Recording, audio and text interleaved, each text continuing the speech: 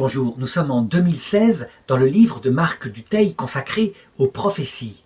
Et dans ce chapitre-là, je voudrais aborder une sainte que les Polonais réclament pour être nommée docteur de l'Église. Une sainte peu connue encore en France qui s'appelle Sainte Faustine et qui est l'apôtre de la miséricorde. Sainte Faustine s'appelle en fait Faustina Kowalska. C'est une religieuse polonaise morte à 33 ans dans les années 30 en Pologne. C'est une religieuse contemplative, très donnée à Dieu, qui énervait un peu ses sœurs à cause de son immense piété. Seulement ce qu'elle ne savait pas, c'est qu'elle voyait le Christ. Elle voyait le Christ dans sa miséricorde, qui lui parlait, qui lui montrait des choses. Et, avec l'ordre de ses supérieurs, elle mettait ces choses par écrit. Alors évidemment, quand on voit le Christ, on peut dire qu'on est une mystique. Par contre, on pourrait se demander, fut-elle prophète? Est-ce qu'elle a annoncé par exemple la Seconde Guerre mondiale qui a ravagé son pays? Eh bien pas du tout.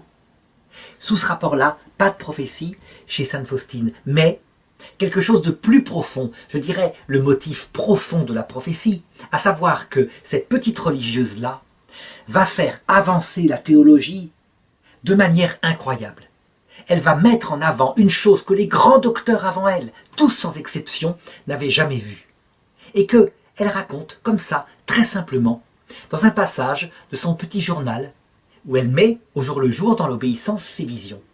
C'est le passage au numéro 1697. Je vais le lire, il ne prête pas, comme ça, à trop d'intérêt. Mais en fait, il est fondamental. Elle dit ceci, à propos de ceux qui meurent.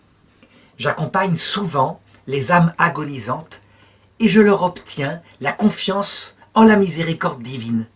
Je supplie Dieu de leur donner toute la grâce divine qui est toujours victorieuse.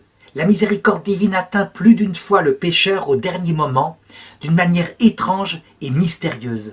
À l'extérieur, nous croyons que tout est fini, mais il n'en est pas ainsi. L'âme éclairée par un puissant rayon de la grâce suprême se tourne vers Dieu avec une telle puissance d'amour qu'en un instant, elle reçoit de Dieu le pardon de ses fautes et leur punition.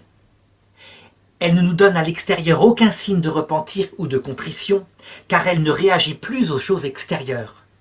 Oh, que la miséricorde divine est insondable! Mais, horreur, il y a certaines âmes qui volontairement et consciemment rejettent cette grâce et la dédaignent. C'est déjà le moment même de l'agonie. Mais Dieu, dans sa miséricorde, donne à l'âme, dans son fort intérieur, ce moment de clarté. Et si l'âme le veut, elle a la possibilité de revenir à Dieu. Mais parfois, il y a des âmes d'une telle dureté de cœur qu'elles choisissent consciemment l'enfer. Elles font échouer non seulement toutes les prières que d'autres âmes dirigent vers Dieu à leur intention, mais aussi tous les efforts divins. Pour comprendre à quel point ce passage va bouleverser toute la théologie catholique, il faut comprendre comment, depuis 8 siècles, fonctionne, je dirais, la majorité des théologiens catholiques. Ils fonctionnent en s'appuyant sur le plus grand des docteurs, saint Thomas d'Aquin. Un docteur précis, scientifique, logicien, quelqu'un qui raisonne la théologie et qui est évidemment plus brillant qu'autre chose, au point qu'un pape, je crois que c'était le pape Saint Pie X, disait qu'une année dans saint Thomas d'Aquin valait mieux que tout le reste de sa vie dans n'importe quel autre auteur.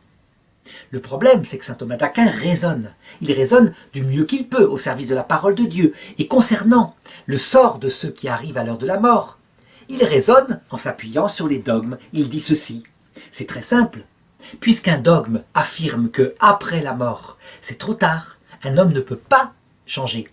Il est déterminé pour toujours dans son destin éternel. Et s'il est arrivé après la mort, sans la grâce de Dieu, sans cette vie divine qui fait qu'il l'aime cœur à cœur par la charité, il est aussitôt conduit en enfer, pour y subir des peines diverses selon son état.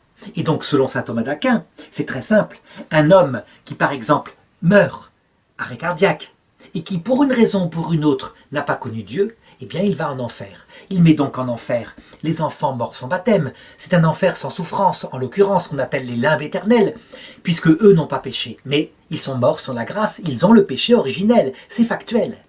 Il met donc en enfer ceux qui n'ont pas connu le Christ. Et là-dessus, il a tout de même un doute. Un petit passage dans le De Veritate, 2 lignes, où il dit « Peut-être qu'un homme de bonne volonté, tout de même, Dieu lui permettrait, lui donnerait une vision, comme il le fit pour Corneille, afin qu'il puisse se convertir. Parce que mettre, je dirais, loin de Dieu en enfer les gens qui meurent dans l'ignorance non volontaire de Dieu, ça paraît quand même curieux. Ceux qui tombent en état de péché mortel, de faiblesse, par exemple un chrétien fervent toute sa vie et qui, par exemple, trompe sa femme une fois il l'a trompée, et en le faisant, il a un infarctus, il meurt. Eh bien, c'est malheureux pour lui. La mort vient comme un voleur, et il n'avait qu'à faire attention, il est en enfer pour l'éternité. C'est tout de même quelque chose de terrible qui, évidemment, mettait les gens face à un Dieu à double personnalité, sur terre infiniment miséricordieux, prêt à tout pardonner, et après la mort, appliquant une justice stricte. Un petit peu, je dirais, comme une loterie finalement, puisque faire un infarctus au mauvais moment, c'est ballot, mais c'est comme cela. Résultat, les gens, tenus par la peur de l'enfer, faisaient très attention à se comporter bien et multipliaient les œuvres pour ne pas être damnés par surprise. Voilà que Sainte Faustine arrive et que elle dit quelque chose de tout à fait différent. Avec cette petite parole comme cela, elle dit « La mort, finalement, c'est un passage. Ça dure un certain temps. Et dans ce passage, les hommes reçoivent une lumière extraordinaire venant de Dieu qui leur permet de se convertir. Alors que extérieurement, ils ne réagissent plus. Ils sont dans l'agonie. En fait, extérieurement, ils sont comme morts. Ils sont dans le passage de la mort. Et ce passage, elle ne précise pas combien de temps il va durer. Et voilà que Marthe Robin, quelques années après, va préciser, elle, dans ses propres visions, 3 jours, quelquefois plus. Et il y a le temps d'aider. Marthe Robin va même réaliser les choses en acte, puisque son frère, il s'appelle, je ne sais plus, son frère, qui s'était suicidé parce qu'il était atteint d'une maladie très douloureuse, elle va jusque dans le purgatoire pour le chercher. Et elle ne sort pas de ce purgatoire jusqu'à ce qu'il ne soit entré dans la vision béatifique. Ce qui montre bien que un homme qui s'est suicidé, donc qu'on considérait jadis comme mort en état de péché mortel, de faiblesse, peut être sauvé, qu'il y a donc un passage. Alors, évidemment, à partir de là, on comprend à quel point tout est changé.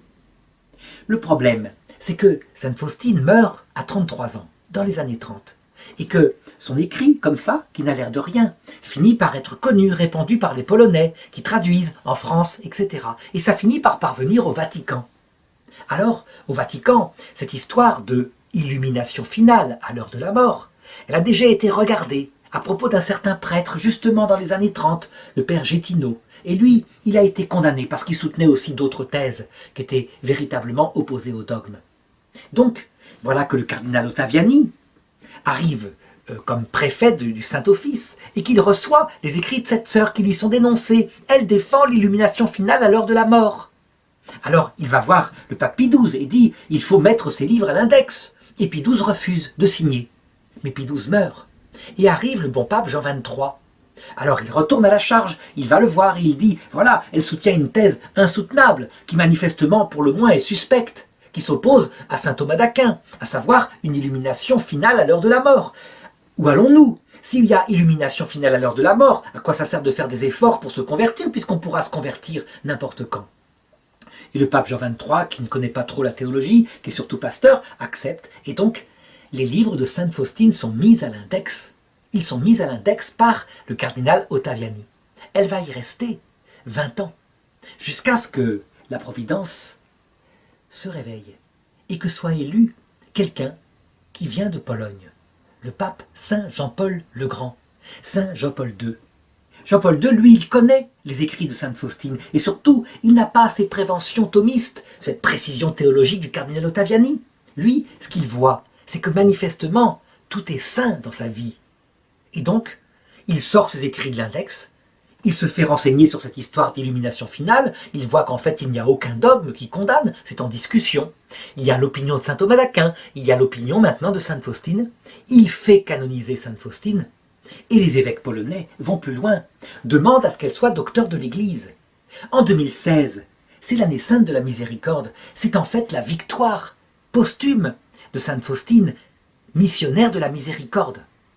Il ne manquerait plus que le pape François, par un hasard de la Providence, ne découvre cette histoire de l'heure de la mort comme passage, où le Christ nous poursuit de sa miséricorde jusqu'à ce que, face à lui, volontairement, lucidement, nous le refusions, ou alors que nous l'acceptions. À ce moment-là, tout d'un coup, tout deviendra clair, à savoir qu'en enfer, il n'existe qu'un seul péché, que beaucoup commettent, évidemment, puisqu'ils n'ont plus peur de l'enfer. Ils voient que c'est le lieu de l'amour de soi, poussé jusqu'au mépris de Dieu et du prochain, de la liberté exaltée. Les grands pécheurs se tournent vers l'enfer parce qu'ils le choisissent. Ils méprisent ce Dieu qui apparaît à l'heure de la mort et dont le paradis est fondé sur l'amour de Dieu et du prochain, poussé jusqu'au mépris de soi, l'absolu oubli de soi, jusqu'à la kénose.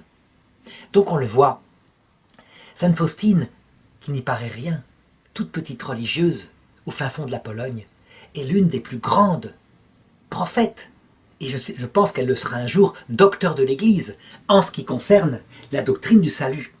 Voilà une vraie prophétie chrétienne. D'où est-ce que lui vient cette intuition? Du Christ. Il lui a montré, simplement, elle le dit, j'accompagne souvent des âmes agonisantes. Et alors, qu'est-ce qu'on peut dire? Eh bien que elle, petit enfant de Dieu, parce qu'elle a vu le royaume des cieux, en connaît 1000 fois plus que saint Thomas d'Aquin, avec tous les raisonnements de la philosophie et de la théologie. Ça ne veut pas dire qu'il faut mépriser saint Thomas d'Aquin, loin de là. Il permet d'être intelligent dans la foi, mais que saint Thomas d'Aquin l'a dit, ce que j'enseigne est pour les débutants. Les parfaits dans l'ordre de la prophétie sont ceux qui vivent de la vie mystique de la grâce et donc quelqu'un comme sainte Faustine.